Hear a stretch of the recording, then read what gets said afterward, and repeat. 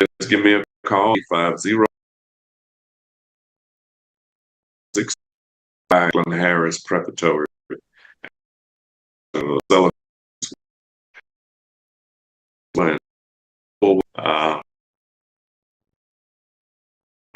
school. Right. Thank you. Good evening. What do you have first? Yeah, so the only thing we have from Santa Rosa Democratic Party is that we'll have a table and 10 tomorrow. Workers over millionaires, which is going to be in Pensacola. So hopefully we have people who want to participate and come and see us. Black speed in there. Well, thank you for that. Glad to have Mr. Oh, Mr. Oh, welcome back. Especially to share here. Say thank you guys for having me again on the panel. It was so to see everybody in person on Friday at the send off of the honorable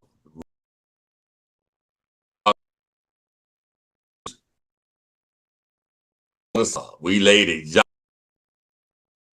to be in the house, the dignitary.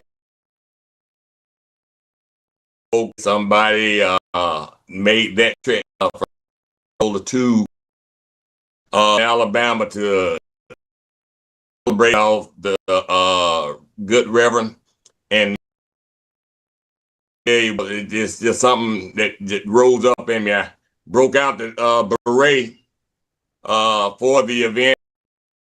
I thought it was not the man was glad, but Pensacola Senate man much, and I'm glad I got a chance to break bread with a few of our voice people. But I understand he has things, but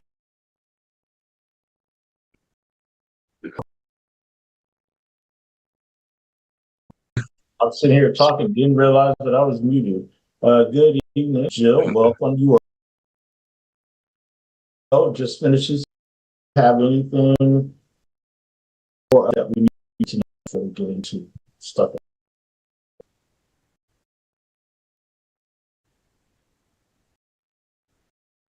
Jill. I thought you said Bill Snow. No. Jill, it's all the same. When you're late, so I apologize. You're just glad evening. A while, Jeff. Good to see you, Bill. We just saw you today, but you've been. I'm glad that you dropped in with your cameo. For Okaloosa County, we have training. Is a civil back in. We are. He used to be.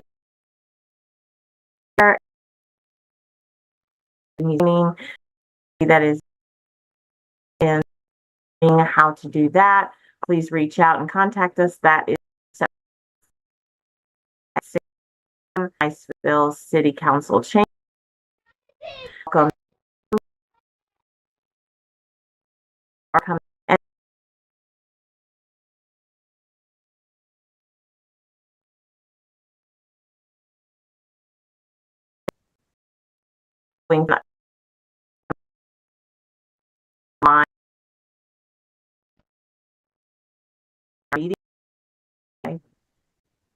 The second, sorry, DEC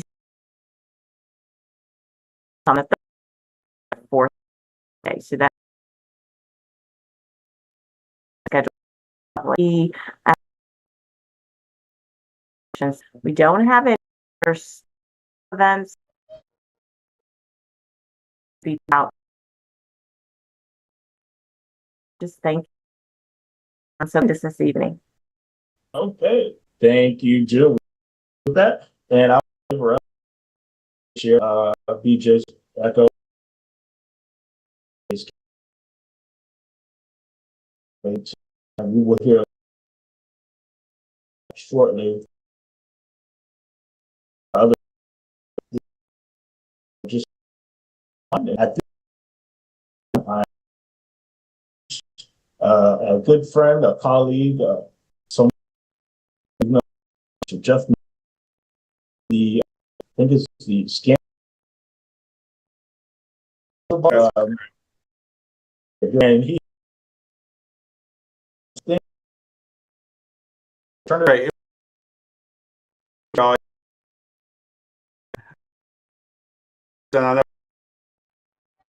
wearing a very, very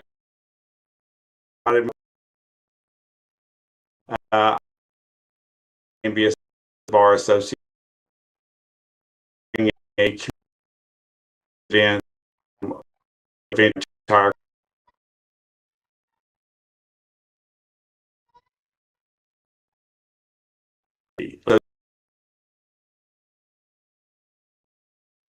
so and here's a and members of all strong like history and to the dark and try horrific situations.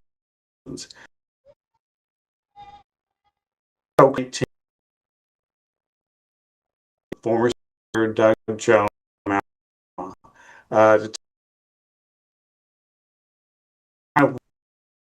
the bomb on 9 in 1977 one horrific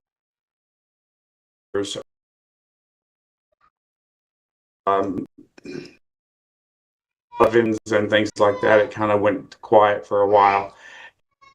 In 97, became the U.S. Attorney for the Northern District of Alabama. Two of them perpetrated years after the fact.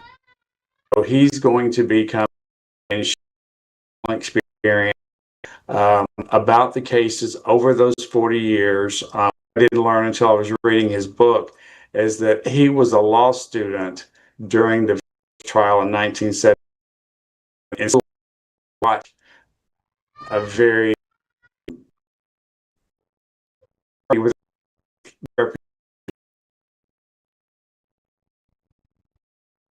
so through reading his book, which is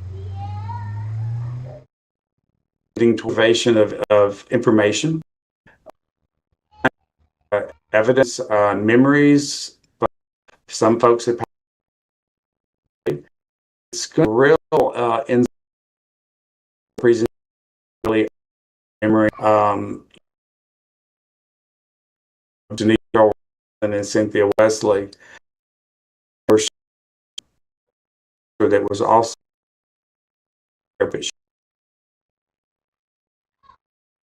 so we just show a great thing that is horrific.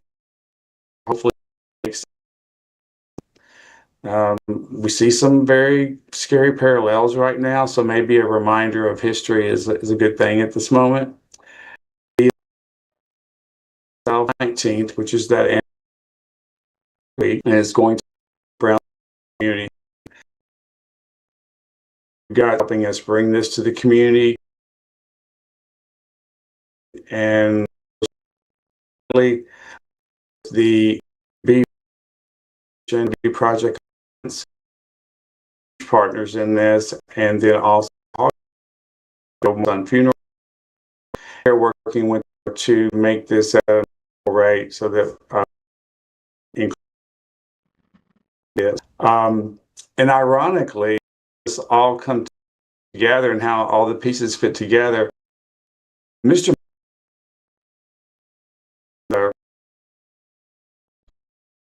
Actually statue in Birmingham of the Four Spirits. So So that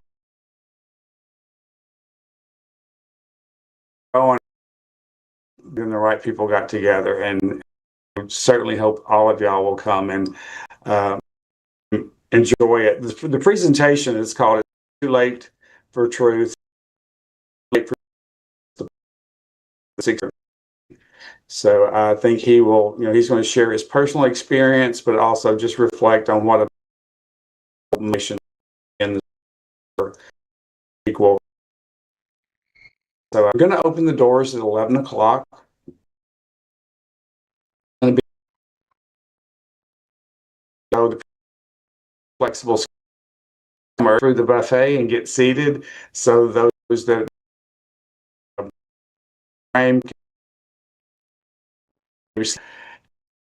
about 10 and be available Q&A. So I think be out the door by 1:30.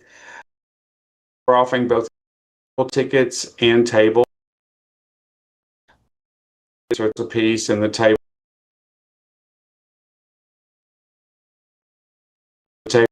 it's there. Having physical tickets. By the way, this is working.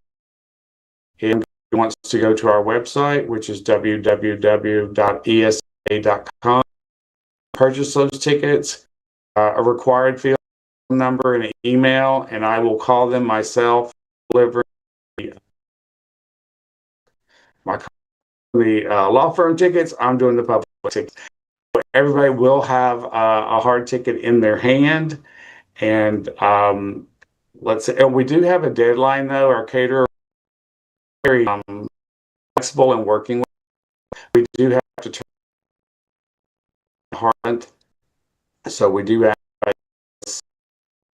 good graces with our caterer. It's going to be a presentation. Like I said, I've been reading his book, and the book for characters, the tools, the District of Alabama, part of 1997, which is the same year as Snoop Dogg's documentary, The Four Little Girls. So that revived the conversation. So if he goes to any kind of depth that he is in his book, and I think everyone, and hopefully will learn that there's just lessons that do not need to be repeated. They're horrific, but we need to learn from them. Try to get him to come on the show. I will definitely ask him. I tell you what, he has just been a gentleman and pleasure to speak with. So I can't speak for. I will. Because he is very passionate about to have been able to play a role, and just how on the day he skipped law school, watch Bill Waxley, so how he became the last two supposed to be trying to how very story back to commemorating the memory of the 4-year-old and the pain that their family went through, and to help. Yeah, I followed that case through it on that case against them, and they did. I believe they did. I believe so. Yeah. And it will be a presentation, videos, and some of the cover things that's in the execution before the attorney to really encourage them to pursue truth, in every matter, and hold the lawyers in their relation with each other, opposing. Oh, and one of the first trial he did was for law partner. Some with later was him. But he's just all the justice,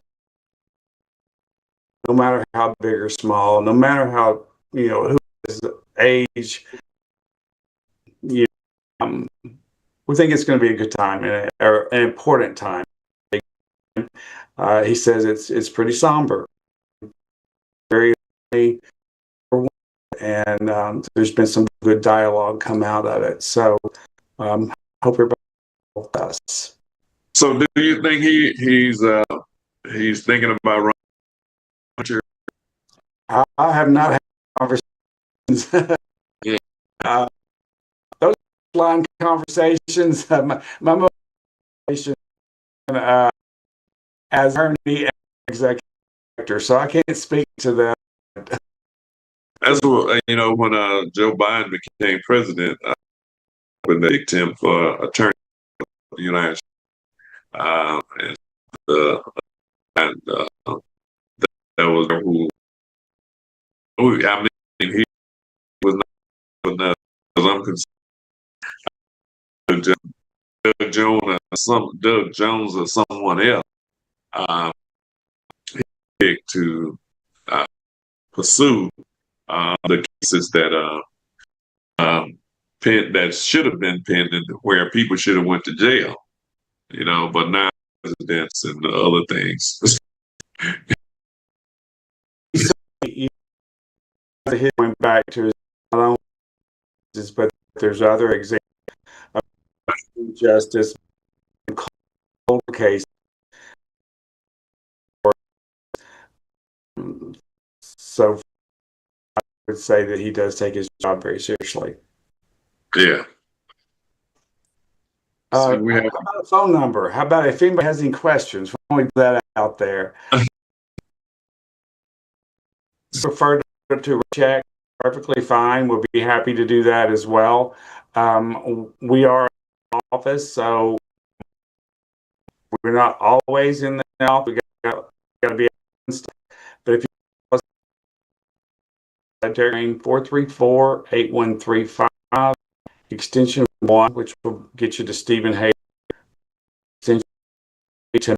and we can set up a time. We can say, hey, we're going to be Monday between 11 and 1, set up a window.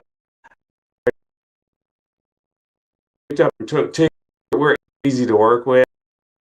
A cell number, so that's an option as well. So to again, door at 11, buffet program, and then we'll have you out the door if you stay in $30, table paid 20, and please join us. Oh, if I may add one thing, I saw like he forgot something. Oh, yeah, I was just with you. Okay. Yeah, people have asked about what to wear. It is business casual, so we want everybody to be comfortable. I know it's a community event for Reverend. A bit chilly in there for some. I saw a few folks might want to consider there. Comfortable business attire, and Eric will hear me say again, we focus on what we're there to remember. I'm asking all my partisan friends to leave your gear at home on September 19th. We can make it for an hour and a half, and tomorrow. Yeah, I'll do another day in our meeting. Said the same for those. You means you'll leave democratic stuff at home. That's what he's trying. So That's how you come up. You're Democrat, you're Republican. He said, leave it all at home, whatever, as you are. I'm really happy that Attorney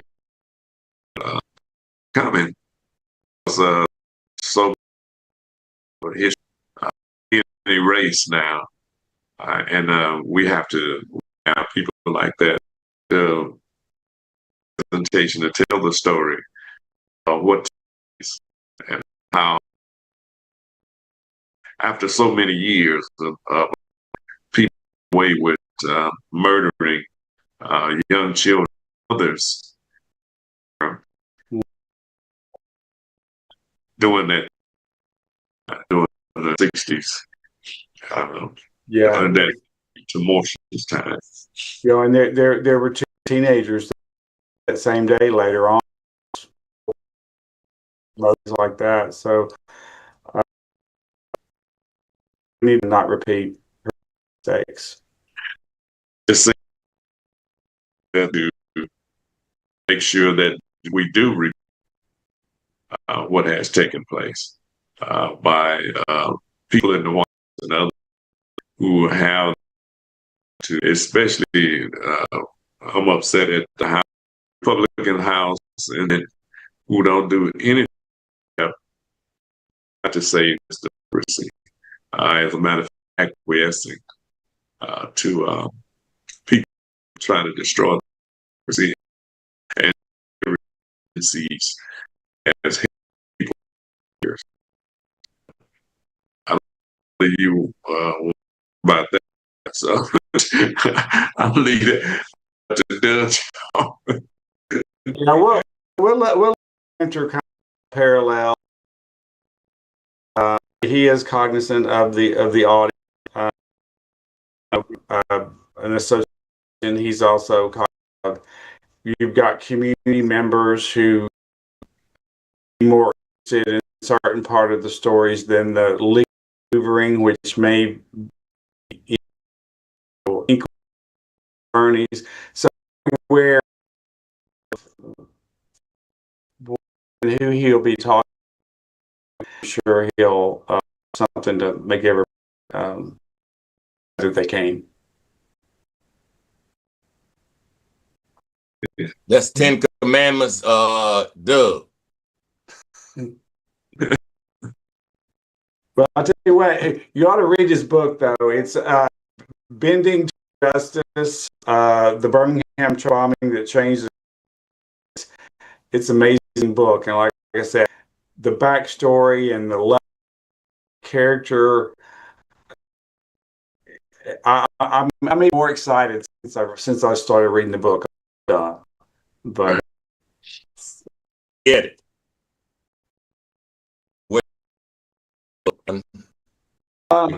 it through bookshop.org, which stores, and get Derek that link, and he can send. It's a resource I found supports a portion of your purchase to stores, and you can designate a local bookstore if you're choosing. We got to stay off that Amazon.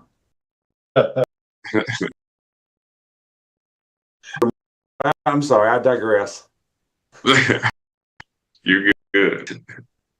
Well, sir, for one more time for the folks at home who are looking to get some more information, again, tickets are $30 per and $200 for a table event, and look at them.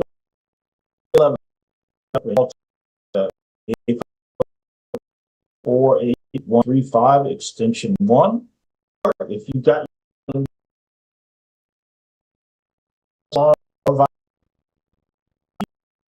use the QR code at the bottom again to buy. No. You can scan to buy the game. That is September. Once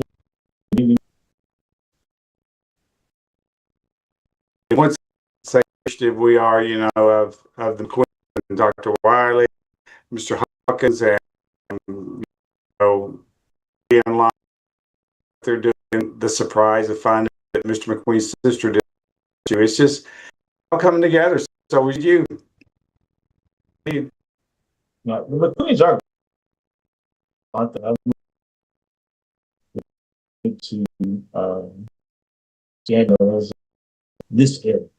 So appreciate very much the beach at the Hilton, in front of the. Do they have the one down? The new right. Stay at one of the only in France. And report. Thanks again.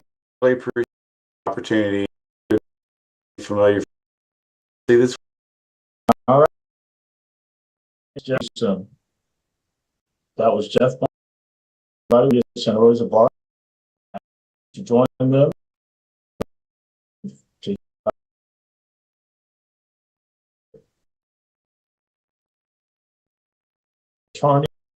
Get $30 per person and $220 to stop the net. We want to our next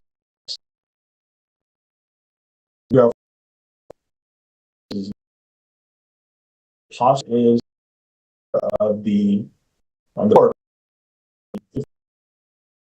Here,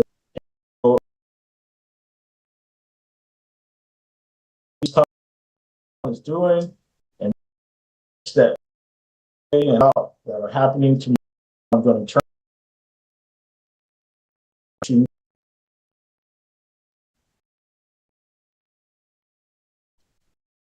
there you go. Eric, for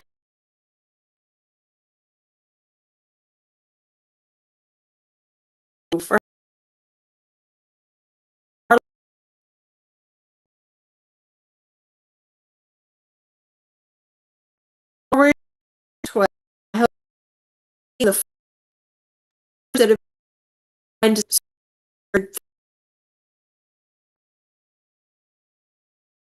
meeting all day to get the air there by the gazebo.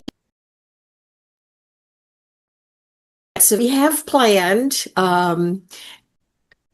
music of organizations, and there's going to be tables for organizations. Are creating idea see on this flyer, I think, that he celebrating workers over billionaires. Give credit is due. The workers do the work, creating billionaires in many cases. They are so ill-treated and not rewarded financially ways like. So we're in solidarity, showing we do appreciate being there. Our 501 Pensacola, Florida group formed in about April of this year, around that nationally off. And at that time, the protest was called HAM, and they the idea of that national was that Trump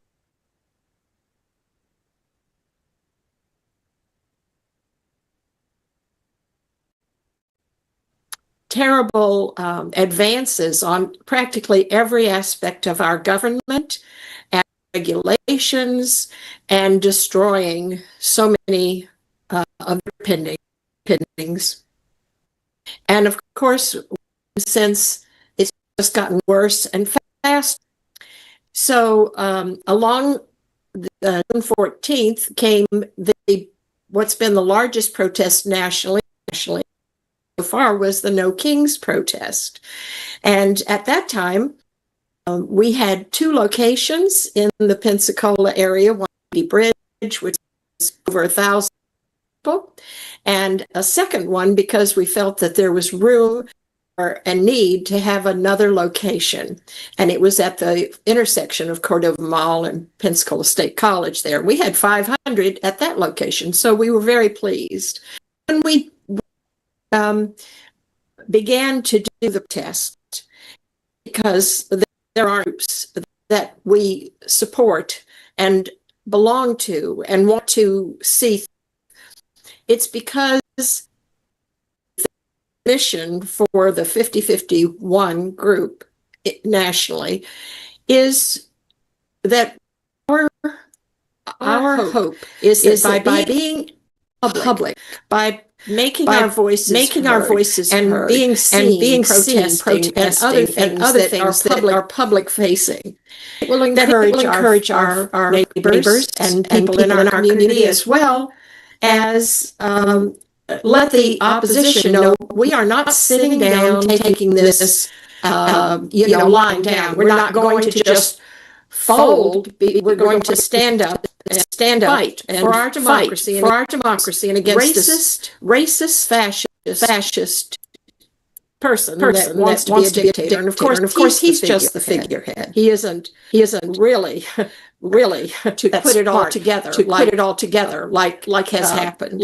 All of these devastating, I call it fresh hells that brings down off the shelf every day. Brings down off the shelf every day. There's some new edict, executive order, something mostly illegal, not in his control exclusively in most cases. That comes down and is handed down like an edict. And all these organizations, his sycophants just follow his orders. Even let's paint the wall black so that will keep the migrants from trying to climb the wall.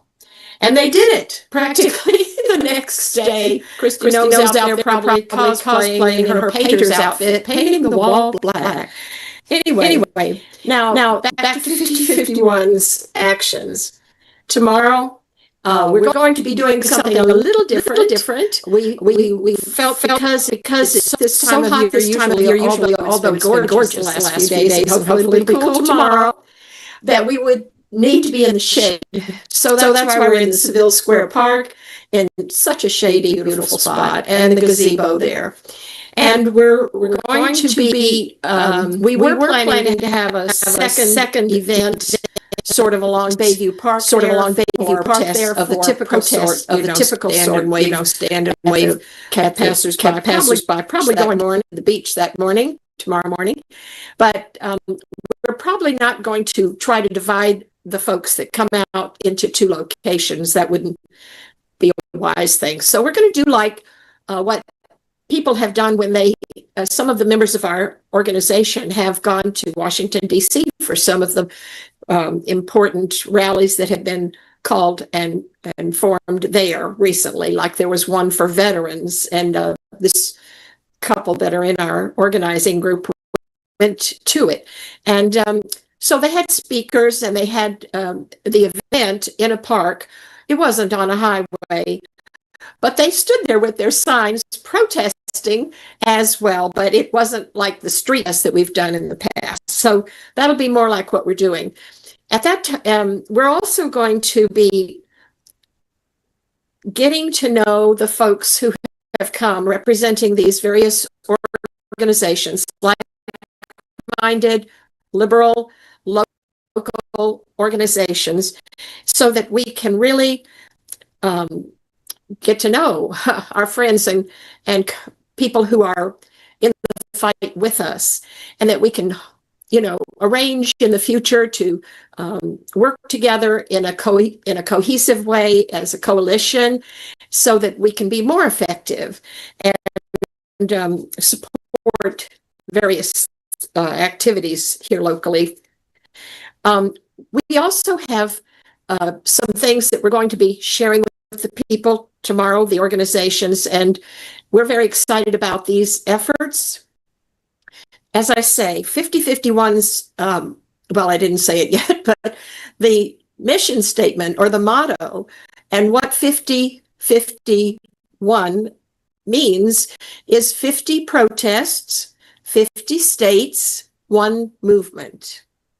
And so it isn't like an organization that holds meetings and meets in a building and we do the work and so forth. We endeavor to be seen and be heard and be giving voice in our community. So in addition to protests and tomorrow's rally, that type of thing, which is out, in the public, we've got some other campaigns we've come up with that we think are really a good idea. So one is called Fight Fascism from Your Front Yard. And that's the idea with these signs. These are the smaller ones that I have, but we have the regular 24 by 18 size signs that we'll be offering tomorrow for donations with various themes and sizes, like I say. So we hope that people will pick out one and bring it home and put it in their yard. And of course, you can make your own or purchase them in any other number of places. But having them here might be handy if you're willing to do that tomorrow. We hope that would be something that will spread in our community. Do you remember a few years back when Trump was all the rage with so many people? And everywhere we would drive in a neighborhood, we'd see homes just totally decorated with these type of signs and banners and so forth.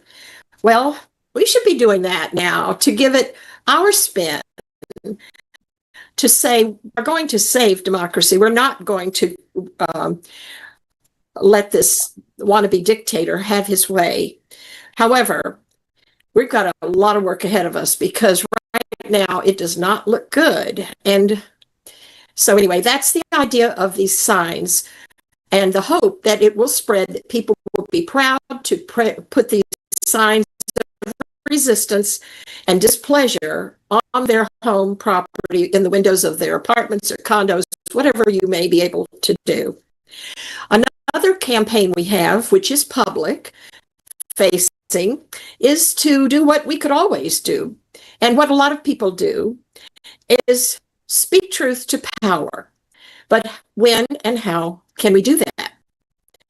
Well, as you people who are very active, I'm sure know, but a lot of people don't realize, at all of our government meetings, the county commission, the city council, even ECUA, school boards, there are opportunities, usually at the beginning of the meeting, for up to usually 3 minutes to speak as a member of the public to the elected officials.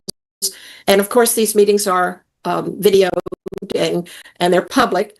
And then on anything you want, for instance, if it's a county meeting, they say you have to speak on something that is not on the agenda. So if something was coming up later on the agenda, you'd have to wait and speak at that time on that subject. But other things can be anything. People have used this opportunity since we've been promoting it, the Speak Truth to Power campaign. Despite their fear, we've had people old and young and everything in between begin to take the opportunity.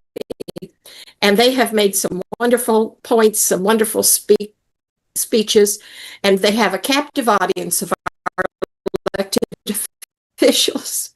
So let's promote that, and it's again called Speak Truth to Power. We'll have flyers on the table for our organization, location where these meetings can be attended, and the times you have to be there, and some of the particulars. Through the rest of the year, we've got that schedule printed for you. And then the other campaign is doing what we're trying to do, and with this event tomorrow for the rally, locate and get acquainted and work with our like-minded liberal organizations in Escambia and Santa Rosa. Local are over in Santa Rosa, so we had to expand it to Santa Rosa as well as Escambia, where we began. And that is our plan, and we are so excited to have already met so many people, seeing all we knew and are part of some of the organizations, like I said, but learning of the other, so many other groups. And I'm very thankful for the opportunity to speak and to invite all of you and your listeners to this event tomorrow. But to keep track of us, just keep in mind we have the social media presence throughout all of social media. I think we have a couple of people who are fantastic with their social media skills. And so we are up and running with a website, Facebook, two kinds of Facebooks. I didn't even know you need that, but we have it. TikTok, Instagram, Blue Sky, whatever. And so please have us get in touch, stay in touch, and follow us and join us in these as our local group has decided we want to be a part of all of the national protests that are called by the national groups. These national groups, there's about 200, I understand, groups which include, of course, 5051, Black Lives Matter, ACLU, Common Cause, Indivisible, 200 groups, of course, have decided and have worked on these national events. They set the date, they set the theme name, and they sort of set up the structure that the local groups then pick up the ball and plan a local event. So that's what we hope to do. And we have to do more, unfortunately, because we can't count on free and fair elections anymore. It's obvious he doesn't plan to relinquish control. My goodness. Just yesterday, I saw something that it showed him in the Oval Office commenting that, if we are in a war, then we can't have any more elections, he said. Right there, you could see it on camera. And then he said, that's good. How about that? Just have war. Old BB's playbook, Netanyahu's playbook. Exactly. Keep you out of jail and keep you in office. There you go. Well, anyway, we are going to have to do everything we can now before the screws tighten down any further. And I was fortunate to be on Sunshine's program a week ago. It was this delightful experience, so much fun, and wasn't fun because it was an unhappy topic, but it was a wonderful opportunity to speak with her, conversation. And I got into some real nitty gritty. So if you want to watch that, you'll see where I'm coming from in a lot of these matters. But we don't want to be afraid, and we're trying not to be afraid to speak out and show up. But it is very frightening, just like the people that go to speak at public meetings and they express how frightened they are to speak publicly. Of course, a lot of people are afraid of public speaking, and that's one totally different thing. But our fear of persecution, loss of a job, retribution is real. And we have to fight and just persist through that fear. Because if we don't, well, then what? We will have given up without a fight. And no, we can't do that. We see the history, we see the playbook, like you said, sir. He's following, the playbook of the dictators and the tyrants, even of recent world history, and it's working for him. We can't let this continue.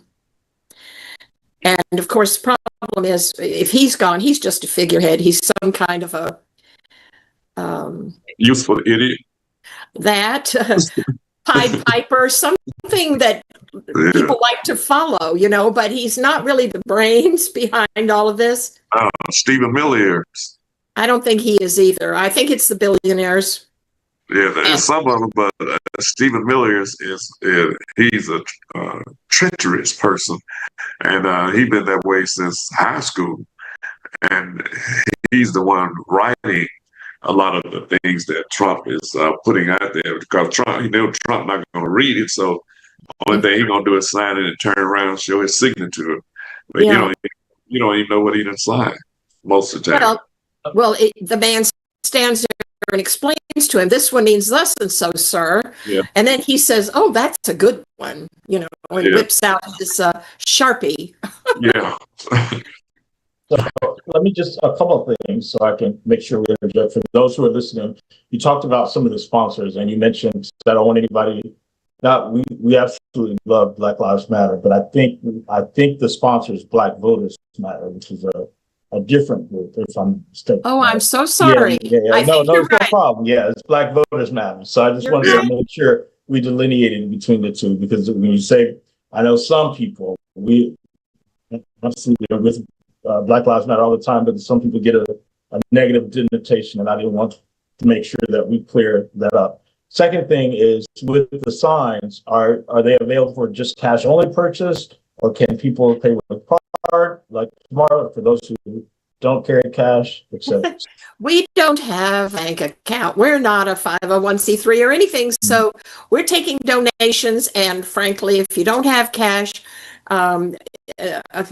you can give it to me on my Zelle or something, because then I'll reimburse or deliver it to the group, Okay. But we're doing this to make it easy for people to get the signs to put in their yards. Of course, you could do this on your own, but we thought, let's get a few and sort of prime the pump, get a few out there, get people talking about it. And that's why we're doing this tomorrow. So that makes sense. And my last thing is, can you just share with folks, just briefly, because we got to wrap up in the next couple minutes here, we can get back to our normal programming. What we talk often about the protests that happen or the events that happen here. Can you tell us just a little bit briefly about how this is different? I saw, and I put up the flyer for those who did get a chance to see it. I'll put it up again. I see that there are speakers and musicians, so you're not at the corners as we typically are, and people are driving by and doing the honking moves, right? So what is different? What can people expect if they want to engage or participate? I see you've got speakers and musicians. What is the format? Well, that's the format, as well as having the tables with the different organizations that can be, you can interact with and so forth. Meet and greet your fellow soldiers here, and spend a little bit of time together in a beautiful setting.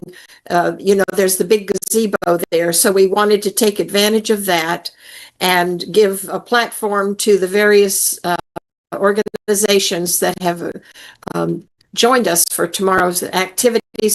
And it's not all the organizations. I don't believe I'm not the one organizing the speakers or musicians, but it is not a typical protest where we're standing at the street corner, but we're still going to hold our signs in the park there.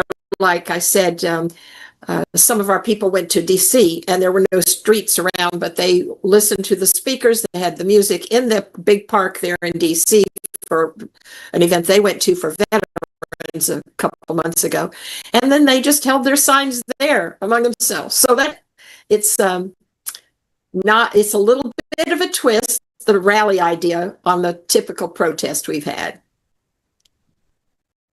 Well, certainly, we thank you again. We asked, as we talked about it, certainly, well, the Escambia Democrats and the Democratic Black Caucus of Escambia County, as well as BJ Decatur, Santa Rosa Democrats, and the extended family for Santa Rosa Democrats will have tables. So come out and join us. It will be tomorrow, which is Monday, September the 1st, from between 9 a.m. and 12 noon.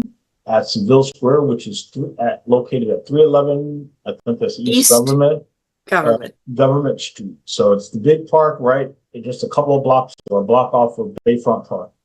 If you go there, kind of the opposite from the road. So we'd love to have you join us out. It's a great opportunity. We want to thank you, Margaret, for joining us this evening. Please bring a couple signs. I'll pick up some for some of our panelists, and then those so we can take to our offices and put those out on the premises as well. So we thank you. Did Mr. McIntosh, Bill, Jill, BJ, did you all have any questions?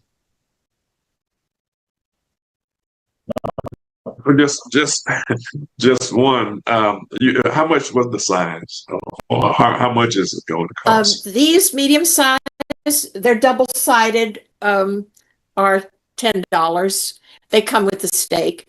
Then there are two types of the full size, what I call full size yard signs you might see for a campaign. They're large. They're 24 inches wide, 18 inches tall, double-sided, and vinyl. Some of them are vinyl, which is typical. Others, we have a few that we had custom made using the designs that one of the people in our group created. And there's some really nice designs. So we made some that have two different designs. On the front, it might say, release the Epstein files. And on the back, it says ICE is Trump's Gestapo. And so that is interesting because it's one sign, larger size, but two messages. And okay, so the two messages is $15 donation, and the large double vinyl coated signs are $20 donation suggested. All right. Well, thank you very much, Margaret, for joining us this evening. We look forward to seeing you. For those, again, this is Margaret Hostetter with the 5051 Pensacola Group, asking you to join us tomorrow, September 1st, from 9 a.m. to 12 noon at Seville Square for the Workers Over Billionaires Rally, protest and rally. Thank you, Margaret, for joining us, and have a great rest of your evening, and we will see you tomorrow. Thank you for having me. No problem. Bye now. Bye. All right. As we move on to our regularly scheduled, we've gone through our to-dos, but as we move forward, I wanted to just take a moment to reflect on a couple things. I think the first of which is many of us had the opportunity to attend the homegoing service of a living legend, the Reverend Dr. H.K. Matthews, which was Friday in Bruton, Alabama. And so I just wanted to get a few thoughts and reflections from those who knew him, those who attended the service, and what his legacy means to you. So I'll start with you, Mr. McIntosh.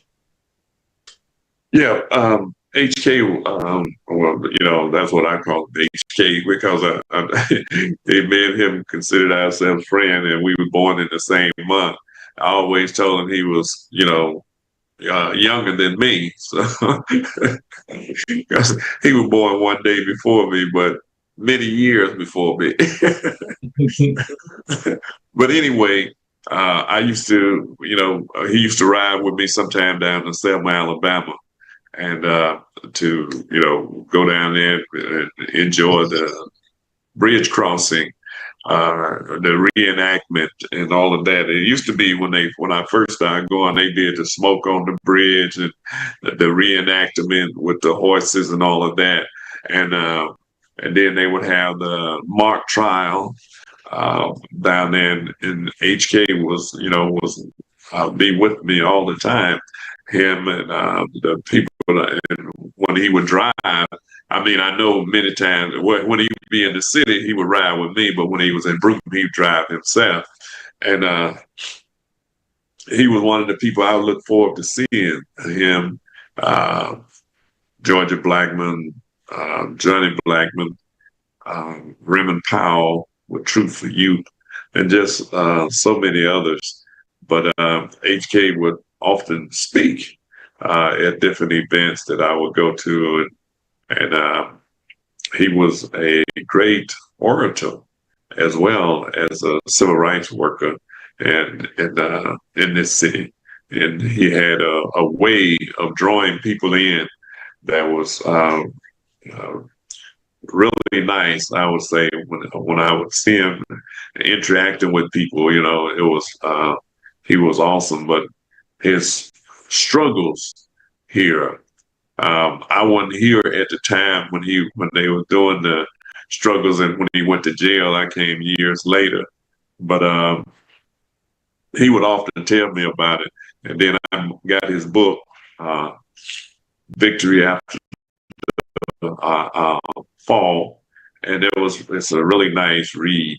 And he talked to us about the things that he went through, the bridge crossing, uh, what happened during that period of time when so many things was happening that they was trying to desegregate the schools and lunch counters and stores and things of that nature.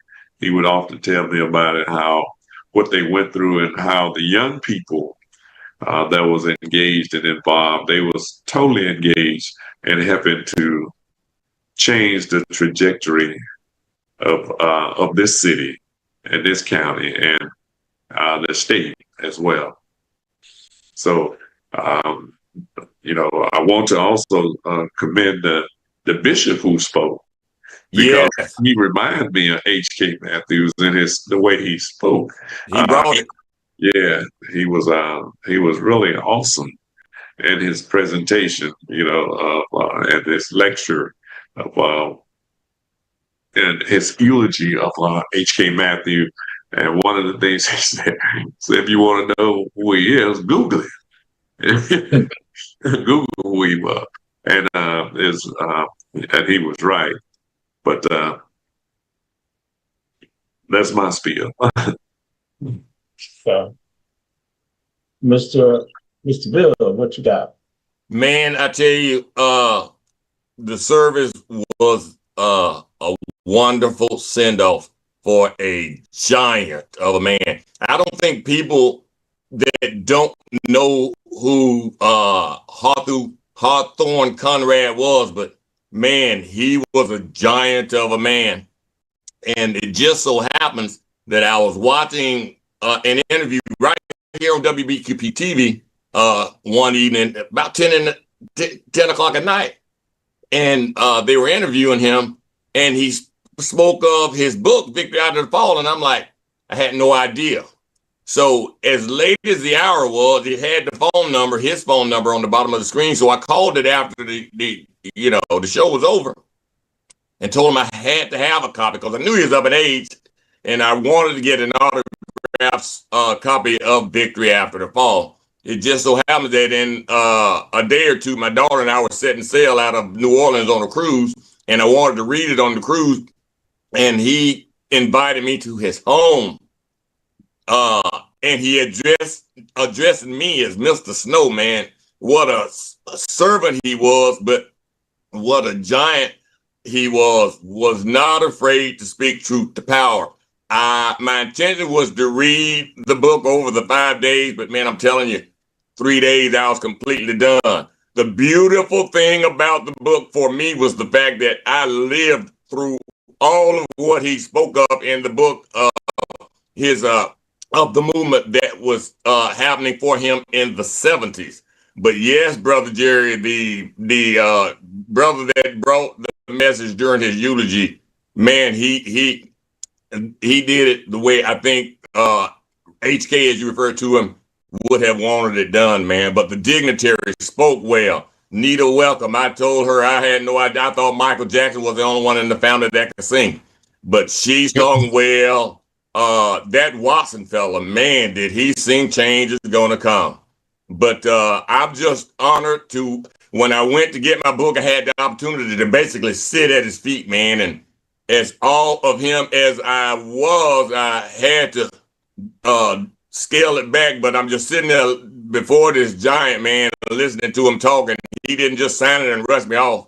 I got 3 copies, one to read, one for the autograph, and one for a friend. But he was a giant of a man, and I like the dignitary that spoke of him traveling to Tallahassee with the Dr. to speak at a rally there, and how the students, after he was done, after he had spoken of the fact that he and Martin Luther King had ties, how after the fact they wanted to touch him, man. That is the kind of guy he was. But the preacher said Google is from God.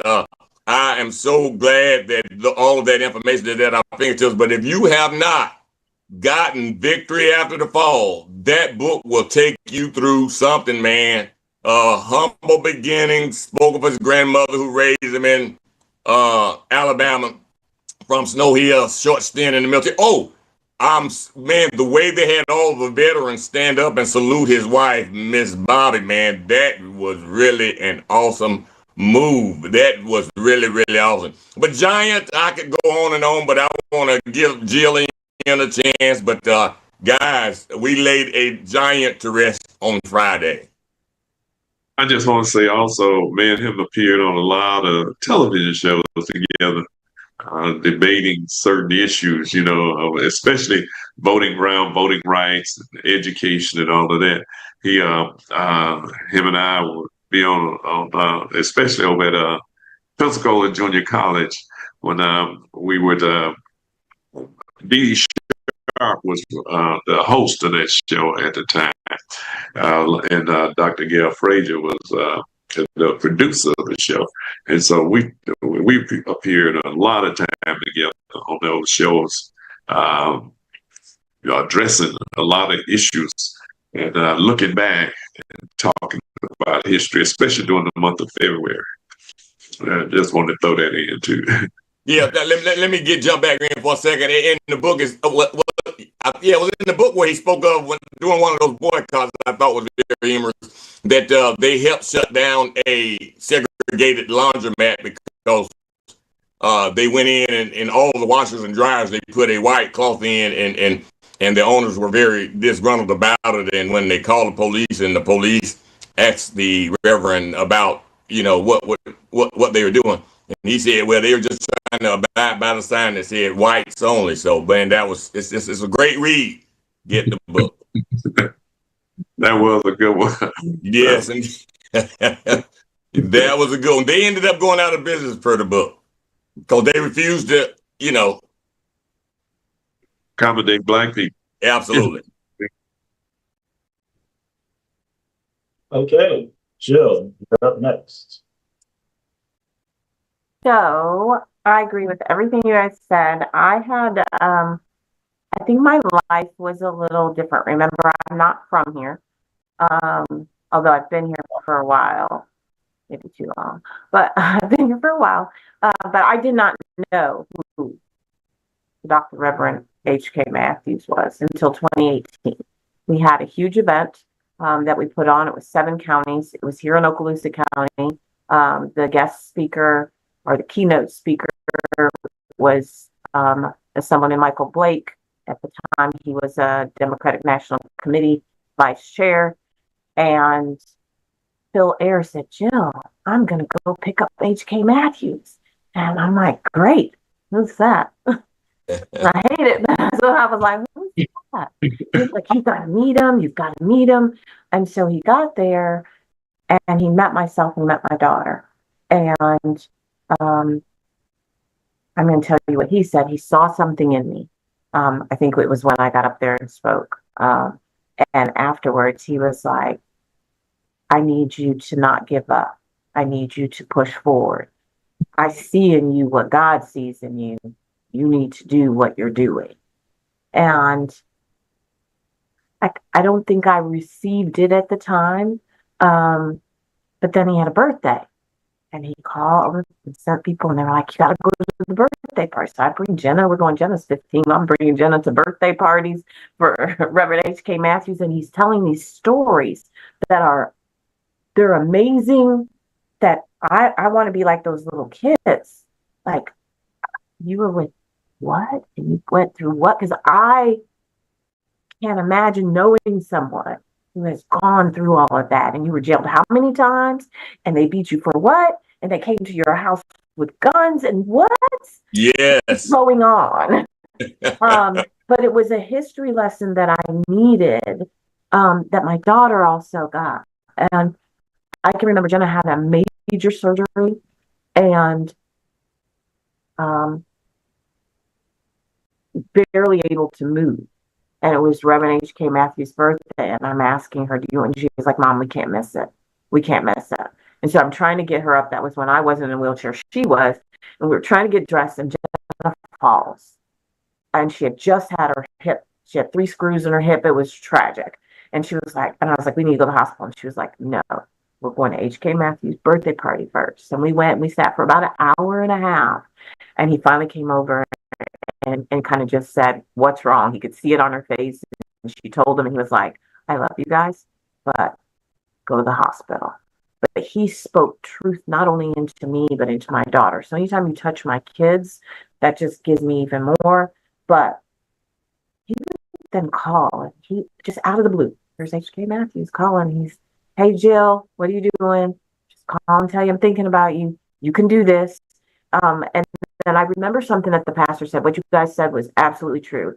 I think they knocked the whole service out the park. I think it was as if Reverend Dr. H.K. Matthews was there and he had put it all together himself, and he was speaking the words, he was singing the songs.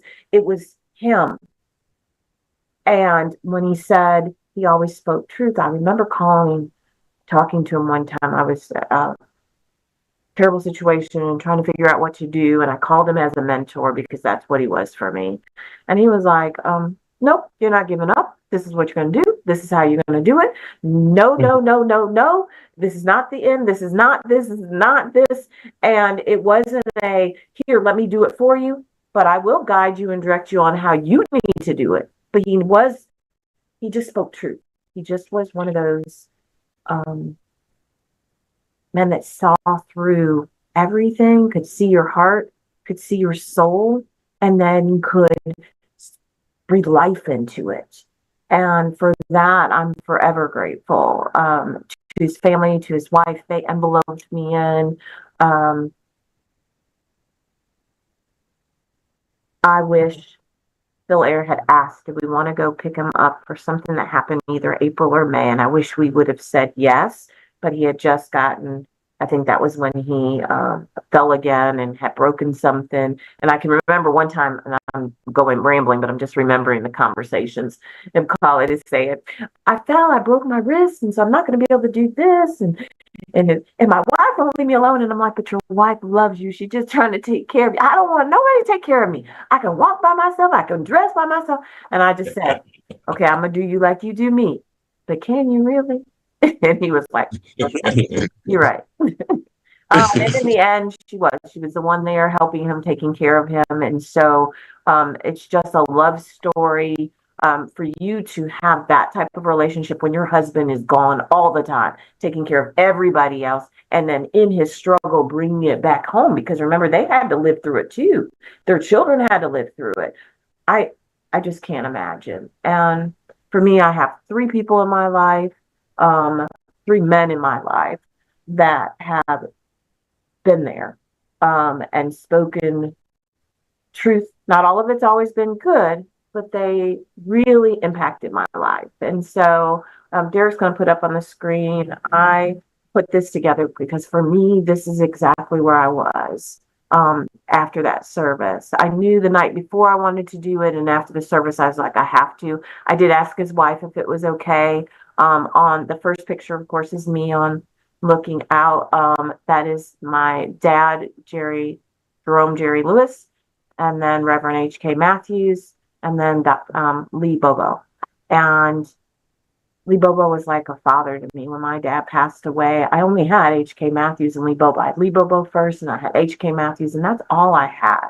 And when you grow up like I grew up with a whole lot of dysfunction, sometimes you need that second father here on earth. I have, of course, got my Father in heaven who blessed me on purpose, like purposely crossing paths so that people can speak truth and life into your life. And that's what this is for me. To the families, thank you. You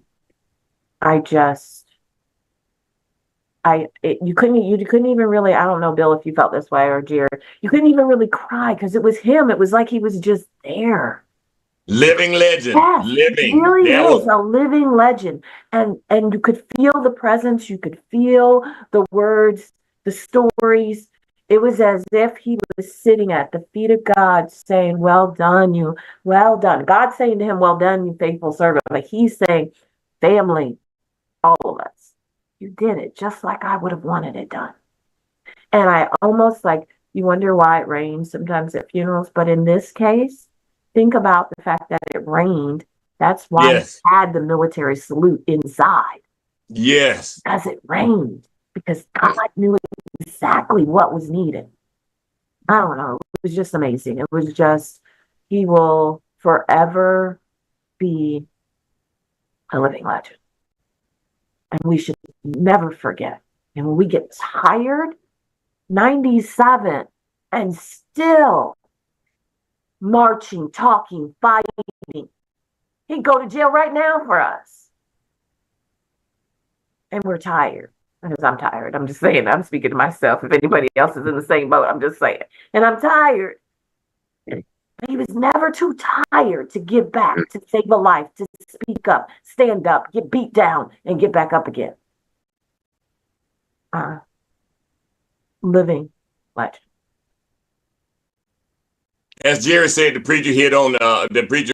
He did it, man. But that living legend thing, when he let us know that he's not that, to me, it took the cake. So you're right, Jill. I felt all of what you were feeling, man. It wasn't a sad boo-hoo.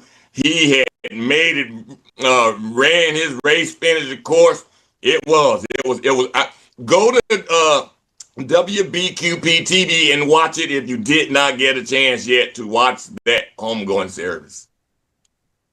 I'm gonna, I'm gonna have to say I'm sorry. I have to go, and I got an event I have to be in. So I know y'all gonna handle it. So I'll see y'all next Sunday. All right, brother. Take care. All right. Carol, Take care. bye. Yeah. Christina, did you have thoughts?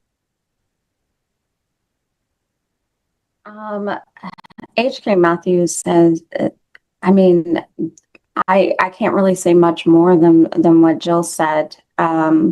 He was just there across our counties for all of us.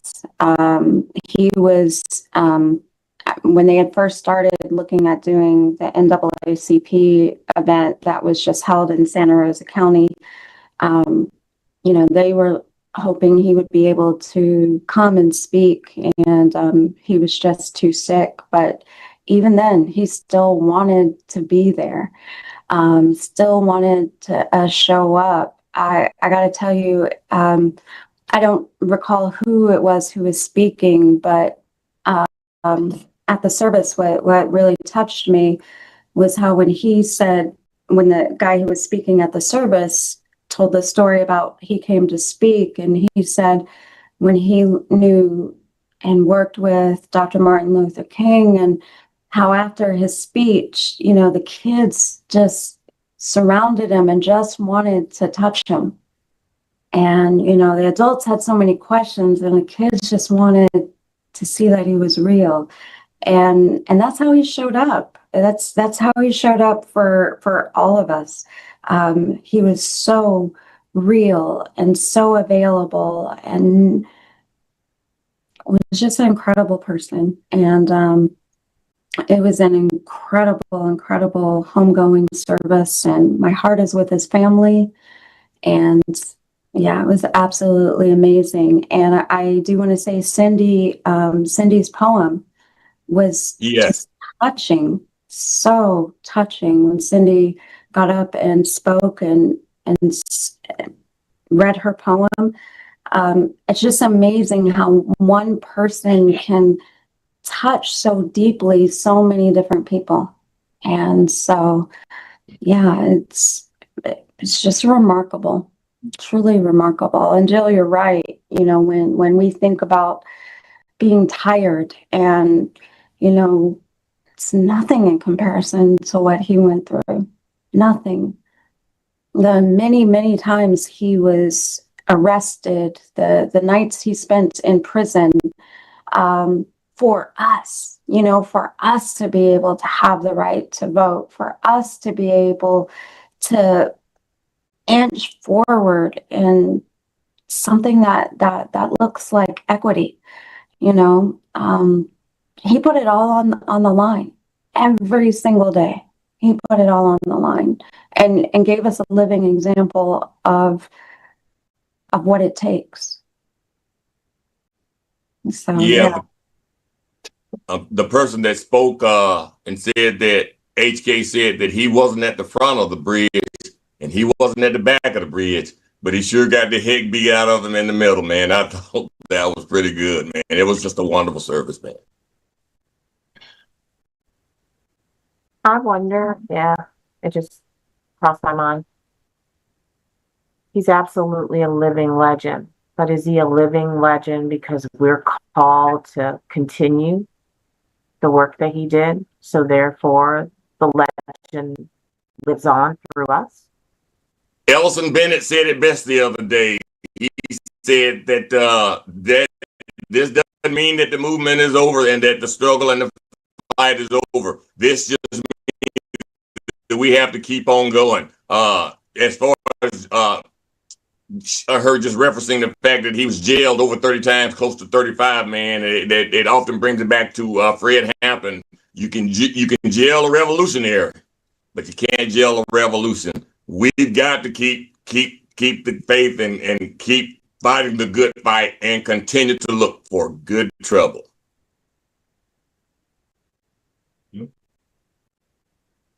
Yeah, but I would say, just for me, it was the first. I don't think I've ever been to a funeral where I was like, "That was a good funeral," like and I don't think I've ever stood up in a funeral service where, like, someone. I was in awe of the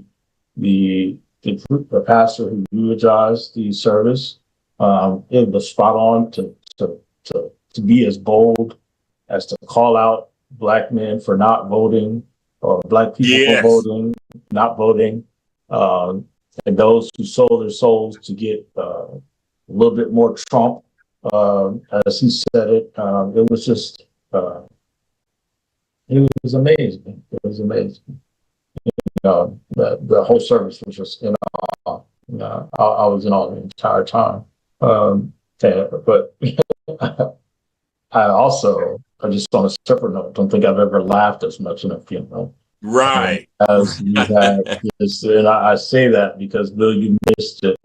We were, they have the funeral home has like this lady needs a raise or a promotion because she wasn't playing about them seats, man. Yes. She was getting folks up left and right. She was like, "Nope, you can't sit here." She told Jill, "You can't sit here. You got to move to the back because you can't walk." Like, I mean, she wasn't playing. I was like, "What is happening?" She was like, "No, y'all." She was completely right, because when the family came out, every seat she said they needed, like they needed every seat on it. Yeah, she was not playing about them seats. I was like, "Dog," late people was like, "You gonna move me? I'll show out of this church," and I was like, "Oh Lord!" Like, that was the best looking hearse I had ever seen. That hearse was first class, man. I was like, this whole day has just been representative, I think, of who he was. So I think he was certainly he is resting well in his place, and so to the family, our thoughts and prayers. I know we should take comfort in his legacy, and that we will continue to carry it forward from this point on. So thank you all for that. As we move on, I wanted to make sure that we connoted that this past week, marked the 20th anniversary of Hurricane Katrina. And I wasn't in Florida during hurricane. And so I think I'd only heard parts of the story, and I got to see, like, hear from my cousins who live in the Mississippi Gulf Coast, and I saw the destruction that it did in places like Moss Point and Pascagoula, and Goshen and Biloxi, and those places. But I didn't really get a feel for what it did for the folks in New Orleans. And I knew it was bad, and I knew the levees were. And I think it wasn't until I watched the documentary that was on Netflix this weekend that I was like, oh, wait, I was all the way wrong. I thought the levees broke, all of them broke during the storm, not after the storm, or at least the one of the two of the three, whatever the case may be. And it just taught me a lot about it. But we have a resident expert, and that BJ is from New Orleans, and I think he was there during that time. So I'm going to turn it over to you to give us your thoughts. What happened? What was the experience like? And what should we know to prepare? What can, I guess, the federal government do differently, do better? And what should the people of New Orleans be expecting? Hear me. Thanks for asking. I think what that documentary highlighted specifically was that this was a natural disaster, but what happened was not a natural disaster. What happened to us was a systemic failure of the government in an emergency, a federal emergency response. And so what I take from everything that transpired was that the levees failed, but we had a saying in New Orleans that basically we would repeat that was, and then we were wet. And then we were wet, what that basically signified was that the hurricane did not cause a lot of the issues that was publicized in the media. It only exposed a lot of the issues that we had been living with in New Orleans, for decades. And all of that came to fruition and was exposed to everyone in the media. But for us, it was just like, okay, and now we're wet on top of everything else that we go through. Now we're drenched. And so that's sort of a saying that we would have. And then we were wet on top of it. And so, Derek, you're absolutely right. These levees were over a half century old. The pumping system and the sewer system was over a century old at the time that the hurricane struck. So we were in a situation where we had very old infrastructure on top of strengthening storms that were getting stronger and stronger, and it was just a setup for failure. And that is mostly because a lot of the city and the infrastructure projects sort of went to the whiter areas, if I'm being honest. The touristy areas, which are mostly white areas. The city was at that time roughly 70% Black population. But a lot of the economic investment did not go into those areas. They went to the French Quarter. They went to Uptown, which is where you see, the beautiful trolley and the streetcar. That's where a lot of the dollars went. That's where a lot of the city investment went, whereas the rest of the city, which sat below sea level, didn't see as much economic investment. And that had been for decades.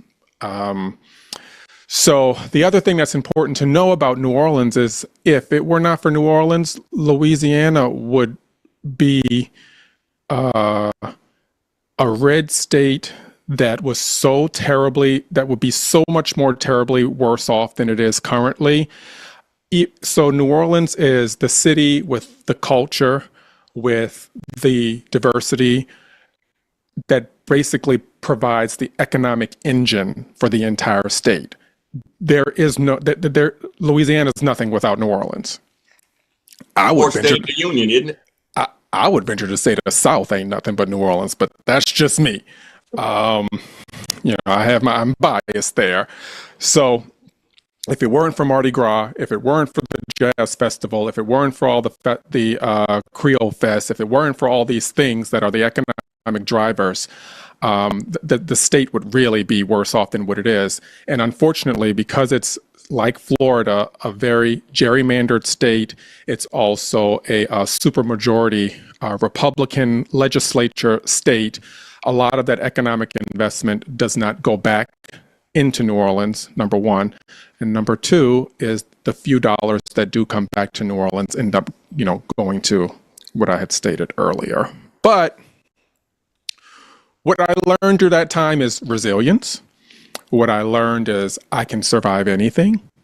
What I learned is our people come together when the time, when the situation arises and the time calls for us to do what needs to be done in order for us to survive. But what I also recognized in real time is a failure of the response of the government to take care of its people. So at this point, after that, nothing really surprises me anymore in regards to a response. And what we have to understand now is that this current regime is gutting FEMA, the emergency response system, which already struggles to respond in real time to true disasters. So we're going to have to really figure out what we're going to do when the next natural disaster arises. And so if you guys have any particular questions, I could go on and on about this. But if there's anything specific you want to know about that time, I'm happy to answer it. Were you there during the storm? Was I? Yes, I was there. I did not evacuate. But so I was there throughout the entire storm. It's a very, very scary storm, believe it or not. And there's just a particular sound that hurricane sustained winds makes. And when you're in the dark and you have no electricity, and your home is swaying side to side, and you're wondering if one sway is going to be the sway where it gives out. That is something that really sticks in my head. But there was a lot of rain, there was a lot of wind, but believe it or not, there was not any flooding until after the hurricane because the levees had been breached. And when the levees broke, then the city started to fill in and flood. So it was after the storm had actually made landfall that the water started to pour into the city. And obviously with there being no electricity at that point, the pumping stations were not able to keep up with what happened. And remember, they were over a century old. Those pumping stations were built in the early 1900s. So we're talking 1915, 1918, around that time when those pumping stations were built, which means that the city was much smaller than what it was in 2005 at that time. Water levels were much lower than what they were at that time. And just the pumping stations could not keep up. And once the city lost electricity, there was no electricity to even pump it out. So the city just filled. How were you able to were you in the part of New Orleans where that didn't sustain flooding until afterwards? Or so when I looked at the documentary, they talked about the first one to go during the storm was the lower Ninth Ward, the levee there, and how they were like 15 to 18 feet underwater. And then the rest of the city followed suit after the storm. How were you able to navigate out of your home, to get to some place of safety? Or were you in the Superdome? So I could see the Superdome in the distance, but no, I didn't go to the Superdome. You have to, I think what's important to understand is once the storm was over and the clouds cleared, the sun came out. It's usually, if any of you have been through a hurricane, it's usually very beautiful after a hurricane. And so it was beautiful. There were birds chirping. It was hot. There was no electricity, but it was, it was pretty. And we thought, yeah, we made it. Actually, the night after the storm, I went to bed. And when I woke up the next morning, I woke up to like 4 feet of water. So I was like, well, this is weird. We obviously had no electricity, and you have to think about it that cell phones had, I mean, they were invented at that time, but it wasn't like everybody had one.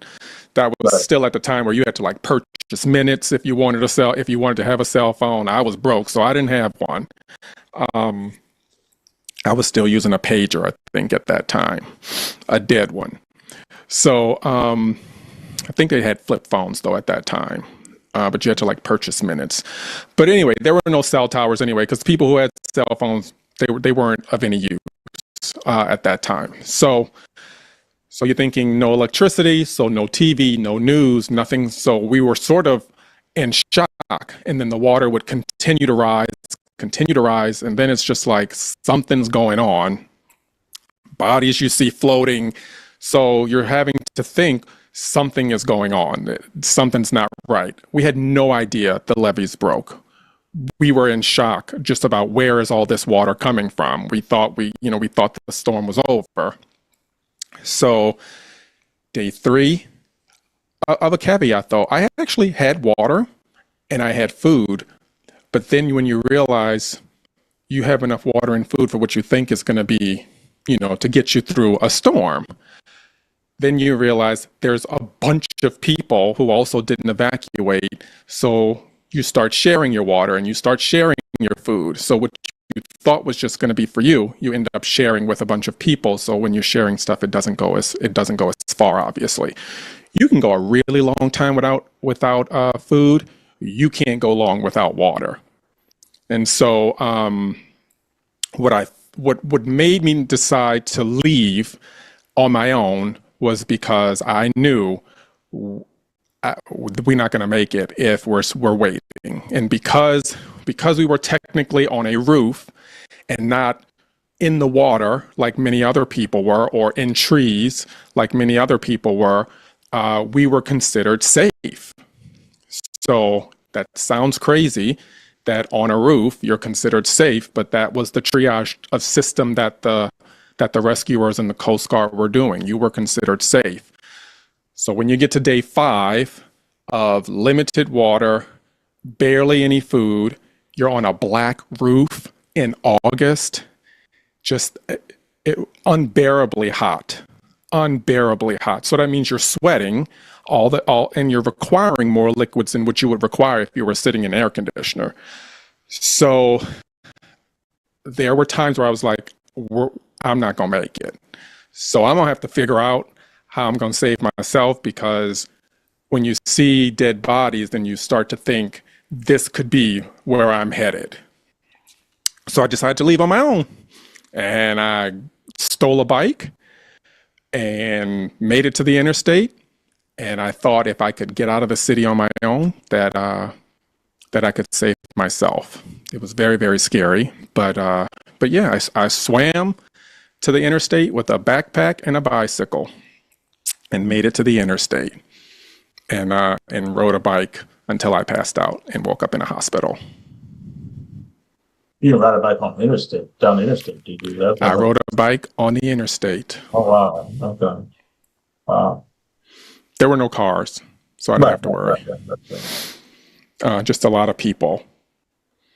So, but it's a testament to obviously what the human body can endure. It's a testament to what faith can make you do in certain situations, and it's also a testament to what you are capable of when you're desperate. So I wouldn't ordinarily steal, but I did steal a bike.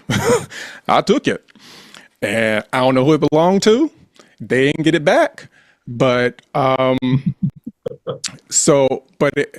once I finally made it to safety and I saw the news, it was devastating. I could not believe that we were being portrayed as looters.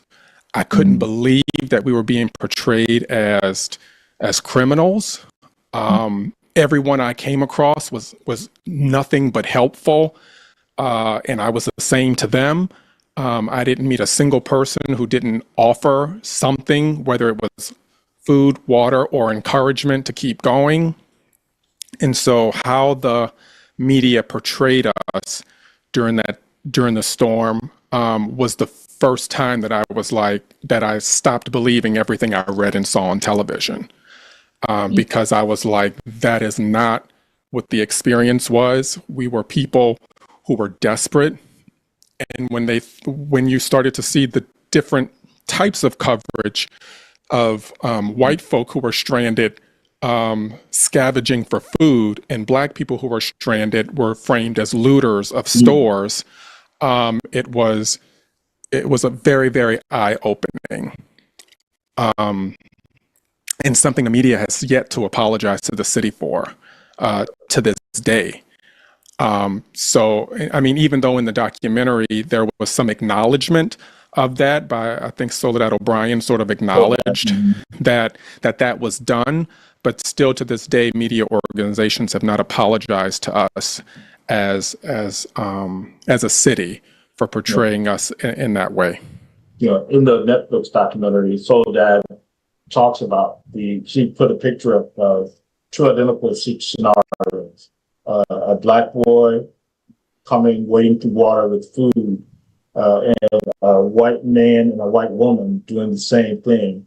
And they said, the black boy, here's a young boy after looting, on a looting spree coming through the city. And then the white people were framed as trying to scavenge for food in order to survive. And I was like, wow, that is a huge disparagement. Two people of color, number one. And I think for me, I was also surprised of the militarization of the city. And, I knew that I assumed, I guess living in New York, you kind of hear, but you didn't know it. Like here, I think the National Guard's there to do recovery and rescue efforts, not holding, AK-47s on people and turning them around. But Yeah. I was like, wow, this is crazy.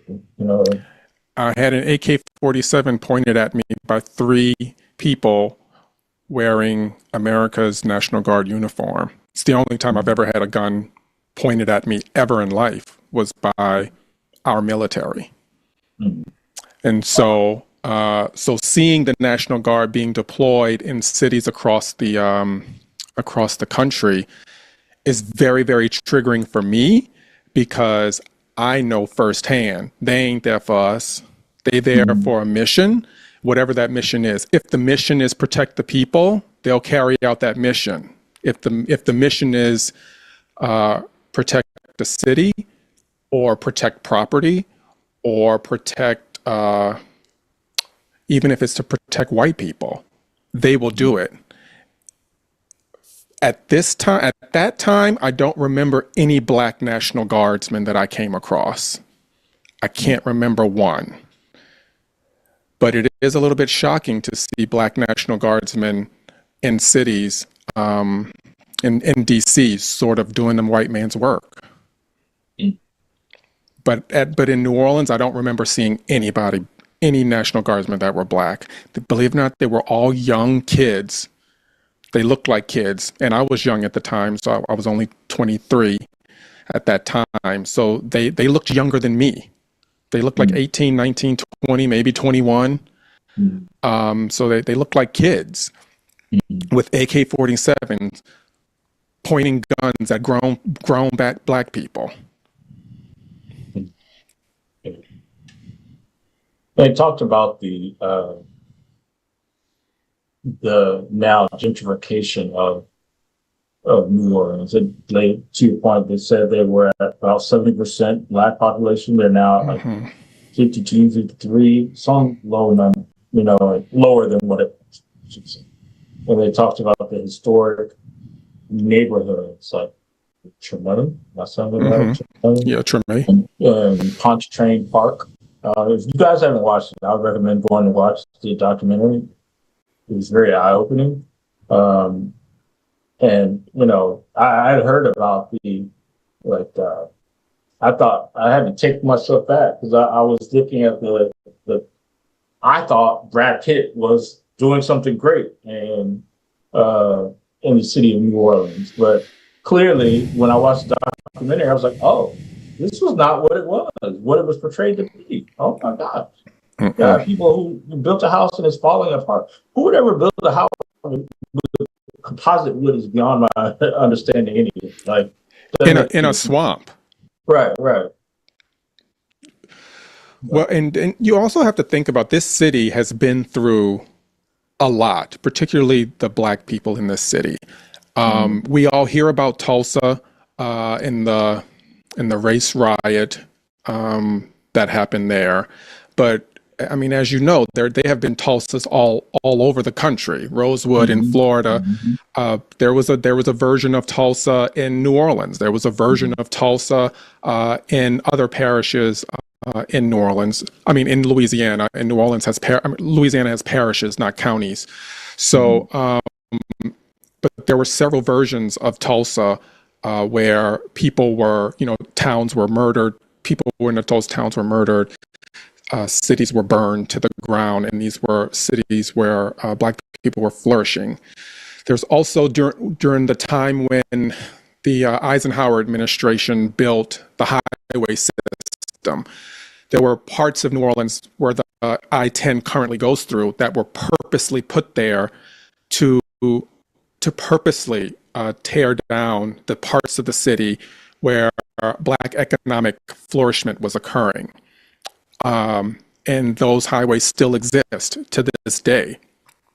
Beautiful oak trees that were over, 300 years old, torn down in black neighborhoods to make room for the interstate. And there were other ways to build the interstate, and they were purposely designed to cut off neighborhoods, to bisect neighborhoods, and to destroy, shops and stores in New Orleans. So New Orleans has been through a lot. Like many other cities across the South, New Orleans no different. And so this is just that storm was just yet another setback in a laundry list of setbacks particularly for black people in the city.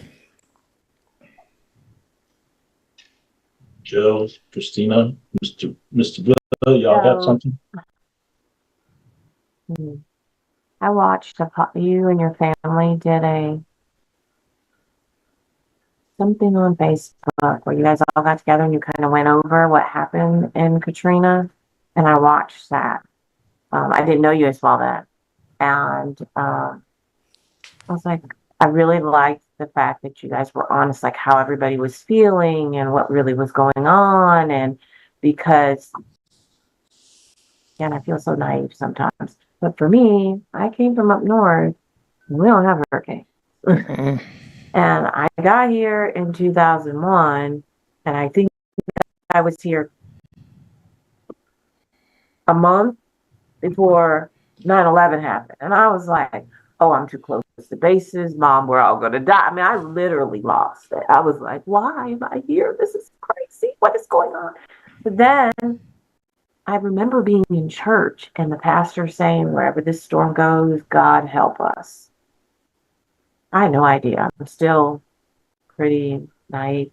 And then watching, obviously not all the truth, but just watching all of that. My first question was going to be, would you have stayed knowing what you know now? Would you still have stayed? Because Absolutely that's always not. the question. Absolutely not.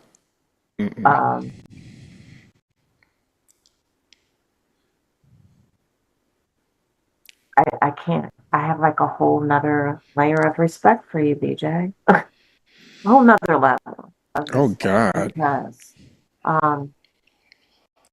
Because you've been through a lot and you carry yourself. So like it's still love that spews from you.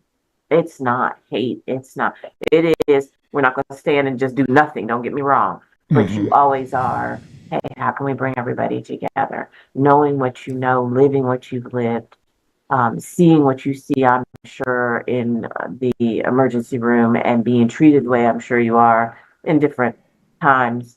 And yet you just tell it like it is. You have a truth to you. You have almost somehow you made that story, like I'm broken. You could see our faces like, oh my gosh, but yet, you tell it in a way that just says, you know what, there's hope, there's faith. You can make it through. You can figure out that you can be resilient.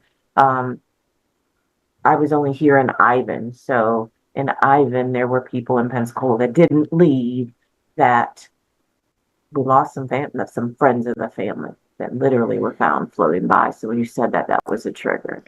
And then I remember talking to people after Hurricane Michael and them saying, you know, wouldn't leave. They just would not leave.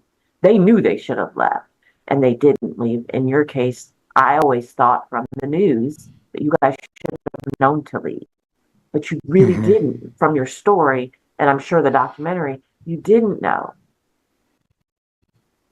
Well, So, what we thought was that, because I did have a lot of family who left. Um, what I what I thought in the moment was, I was a medical student at the time. So number one, broke. Number two, I was at a point in time where you are studying to take your boards to basically graduate from medical school. And my test date was September the 4th, I believe. The hurricane made landfall on August the 29th. I thought, I don't want to take the chance of not being able to get back into the city to take my test to graduate. I thought, if there's nobody around, it'll actually be a good time to study leading up. But more so, I didn't want to risk not being able to take that test because, number one, it was non-refundable. And if you don't take it, you got to reschedule, which can push your application back, which can have lots of consequences. And so that was the reason why I stayed. In retrospect, obviously, it was not worth my life. But at that time, I was thinking that you don't have the option to be in school longer.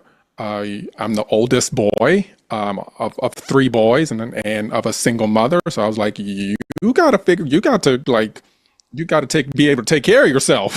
So you can't risk doing certain things that can jeopardize you being able to progress forward and take care of yourself. So that was the reason why I stayed. I could have left. I just had other things that I felt as though were more important and more pressing, and I didn't want to take the chance of not being able to come back. I obviously missed the test because everything was gone. So the test didn't happen anyway. But I still managed. I still had to finish school that year. I couldn't take the chance, so I had to go all over the country in order to finish school at universities that would take me. In order to finish school that year, I did not have the luxury of just like taking a year off and, finishing school the following year. And this was in August. So, school had just started. My last year of medical school had just started. So I did not feel as though I was in a situation where I could risk not being able to graduate on time, and not being able to finish school on time. Yeah, my question was what Jill's was is in retrospect, would you have? But that was, man, all of what you said is so humbling, man. I mean, I remember Good Morning America with the Superdome having been compromised and levees breaking, and the man that lost his wife holding on to her on the rooftop and her saying, take care of the kids. If that didn't make someone's heart bleed, man, they did not have one. But Katrina was vicious, man. But I'm like Jill, I've got a newfound respect for you and who you are, man, and what you represent, because that is incredible. I'm born and raised here in Pensacola, and we've always, every storm, we've never evacuated, always hunkered down. Fortunately, we lived in a brick house, but man, being that New Orleans is most definitely below sea level, yeah, man, it was the new people on bridges, raining in the Superdome where people that had evacuated to. I have not had the opportunity to watch the documentary, but man, just walking through what you just said, man, and your personal experience is truly humbling, man. Wow, hats off to you, man, and keep on keeping on, man. Yeah, I watched that roof peel off the Superdome. I saw that happen. Wow. Oops.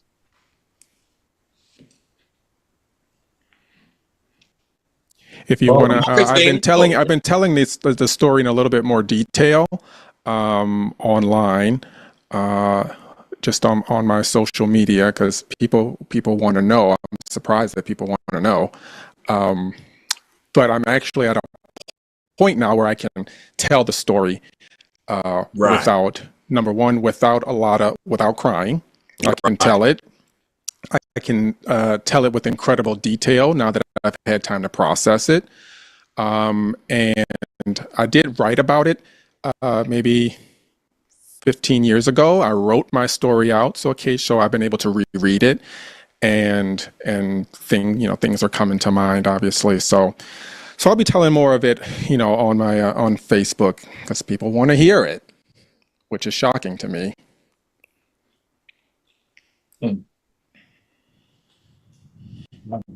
Come on, Christina. I think she knew a lot of it. She's always, did you know the BJ? I was like, yeah, I saw this, but I didn't know the depth. Like I didn't know that.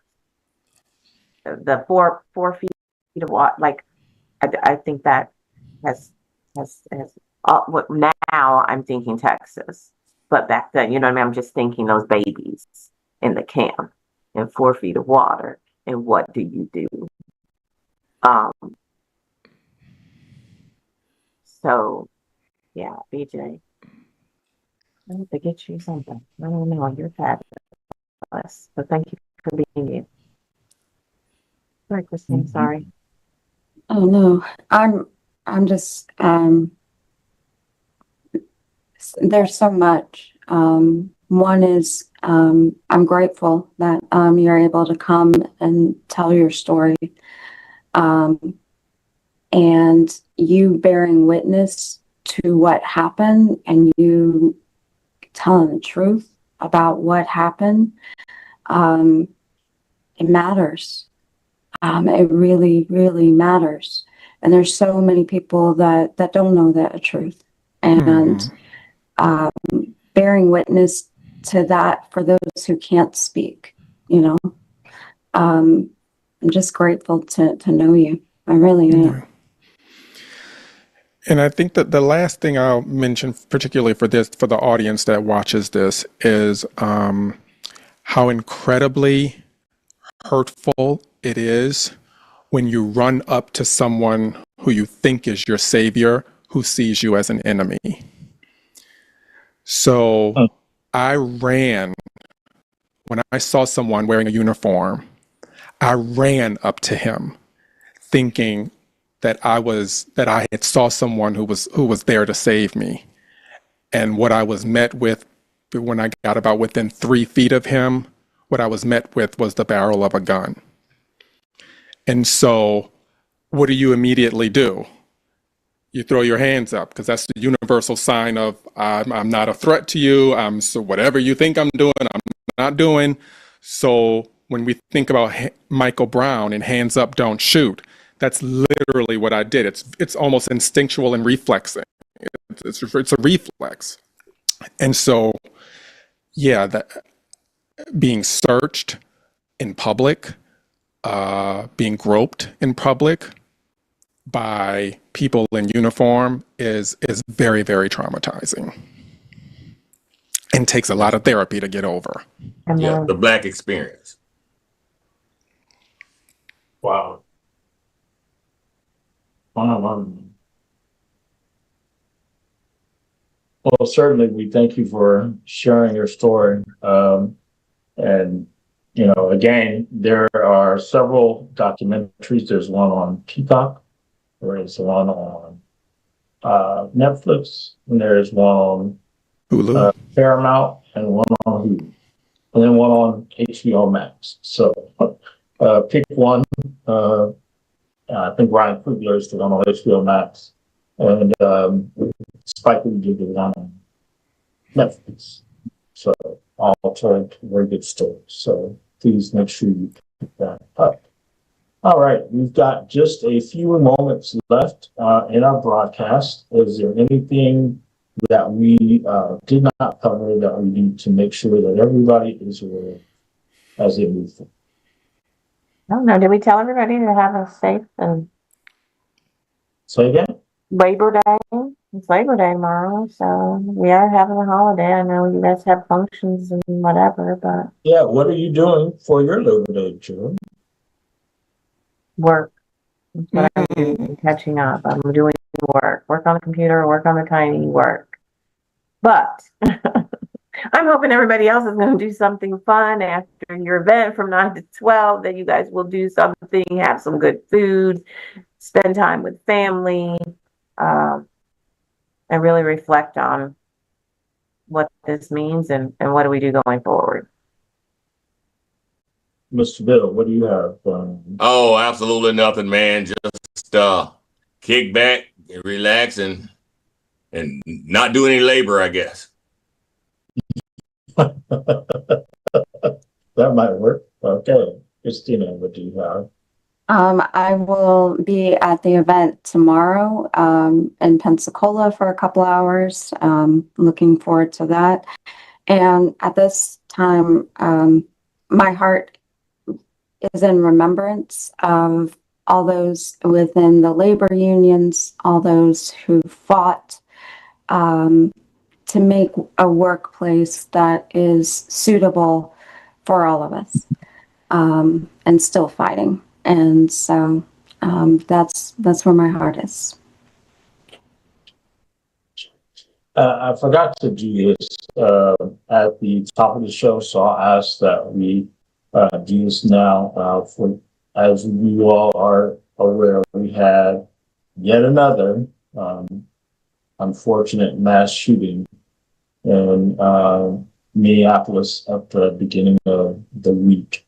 A lot injured, lives were lost, and so this is yet again another senseless act of violence that could be prevented with just the support of Congress to pass common gun sense legislation, or even us electing people to Congress to pass common gun sense legislation. So with that, what I would ask is if we could have a moment of silence just to reflect on those that lost loved ones who were affected by the senseless tragedy, and family and victims and loved ones. So.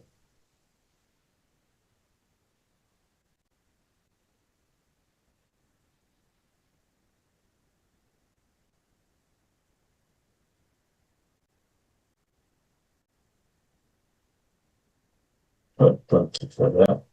Well, this brings us to the close of our show. We want to thank Jeff Nall for joining us today. Don't forget to purchase your tickets by the 11th of September. This is for the Doug Jones event on September 19th. Also, the events tomorrow, we want to thank Ms. Margaret Hofstetter for from 5051 Pensacola. I'm glad she shared what 5051 meant, because I did not know that until today. So thank you for joining us. We'll ask that you join us here next week, same time, same channel. Have a great week. Please remember to register to vote by mail. And Mr. Bill Snow, we ask that you join us more than like once every 3 months or 4 months. I will, I promise. September. I missed you guys. All of September. All of September, I commit. All right, there we go. All right, everybody. We thank you for joining us. We will see you next week. Have a terrific week and a great holiday tomorrow. Take care. Good night, everybody. Good night.